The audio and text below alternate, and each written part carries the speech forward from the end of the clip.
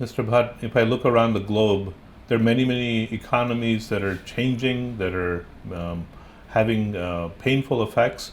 Is it different this time, or is it a repetition of what has occurred in past decades? Well, the answer is yes and no. In some ways, it is. I mean, we've had problems in the past where there has been acute economic distress, people have suffered. But then there has been an attempt to find solution, things have changed, things have improved, and life has gone on. But I think what is happening at this point of time seems to be different in a different way, if I can use that phrase, because this is something which has never happened before, and it is different in two major ways. One is merely in terms of magnitude, the number of people that are impacted, the number of countries that are impacted, it is global, and the amount of impact in the lives of people. So in some ways, we don't have any measure of the pain that people went through in the 30s or the 70s or the pain that they're going through now, but there is enough anecdotal evidence in terms of, say, suicides, that what is happening this time has never ever happened in the world before. So one difference is merely in terms of the magnitude of the impact that this crisis is having. But I think there is another difference which is not getting articulated as much as it should, that I believe that in many ways this crisis has come about because the way people think about their lives, the way people think about their future, the way people think about their aspirations has changed globally. I believe that in many ways economy or economies are driven by the psychology and aspirations of people, which is why you have countries like Japan and Singapore. They have no natural resources, but they are very powerful economies. And on the other hand, you have countries which have huge natural resources, but their economies are worth nothing. So it is the people's psychology, people's aspiration, which I think drives economies. And what has happened over the last maybe 2 decades, because of this explosion of communications and information via various media, internet, television, etc., the aspirations of youth globally have converged, where the average youth, say in India, which is where we are, and in China, and together there are about 2.5 billion people in these two countries, and largest number of youth, in terms of GDP growth, the fastest growing two economies in the world. And if the people, the youth especially in these two countries, if they think that a good lifestyle, an aspirational lifestyle is what the average American youth or the average European youth has, and they are willing to work for it, they are willing to take risks for it, they are willing to die for it. Now, if this is what these people think, and if this is what these people work and aspire to attain, I think there are not enough resources of any kind in the world to make it happen.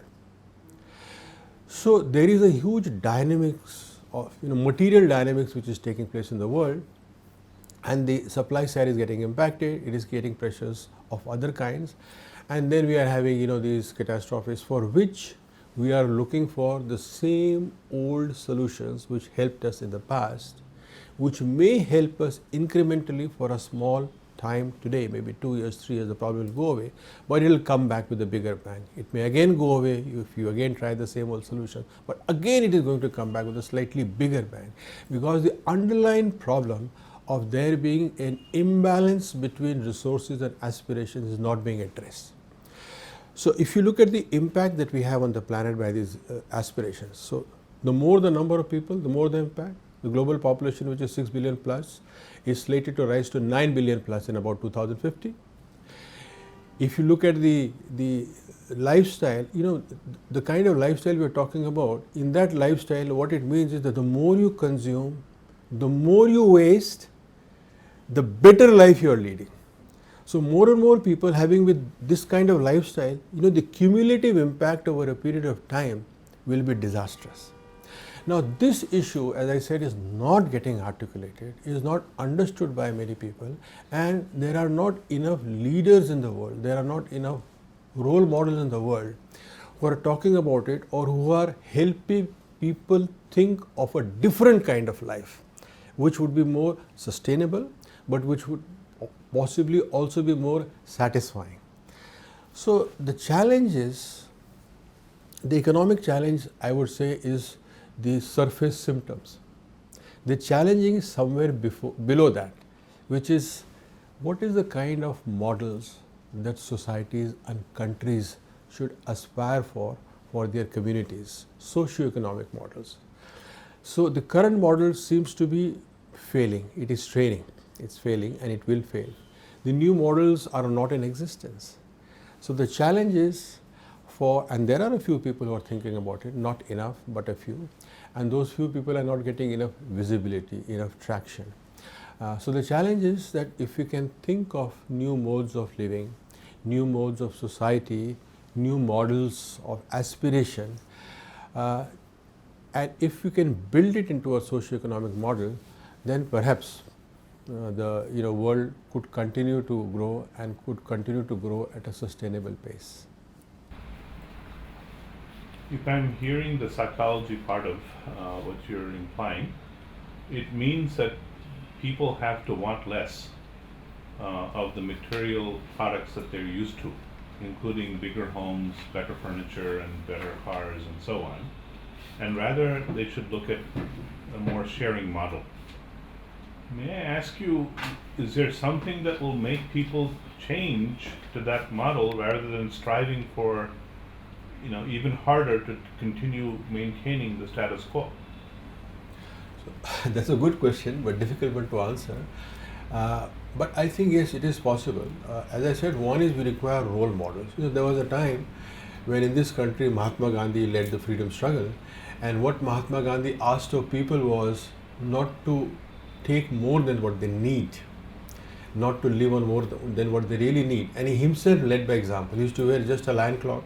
He used to eat very frugally, he used to live very frugally, and there were millions of people in this country, many of them coming from the richest strata in the country, who did exactly what the Mahatma was doing, who gave up their riches for the cause of the country, who taught their children and other people to live in the same manner as the Mahatma did. Now, this went on for a few years, it was not sustainable, but the fact is that one man, the Mahatma, was able to inspire millions of people to be able to live a slightly different life in which the pleasure, the satisfaction, the joy of living that you got was not from consumption, but was from contribution, was from sharing, was from a shared pleasure. Now, if it was possible for one Mahatma to do this, today maybe we require dozens of Mahatmas, or we require hundreds of Mahatmas all over the world.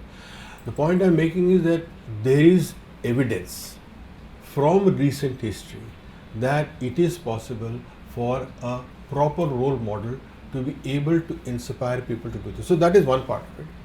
The other part of it is, simply common sense. People are not foolish. Once people have enough data, enough information, enough analytics, which is what most people today are tending toward this thing. But of course, in all this data and analytics, the wisdom is getting lost.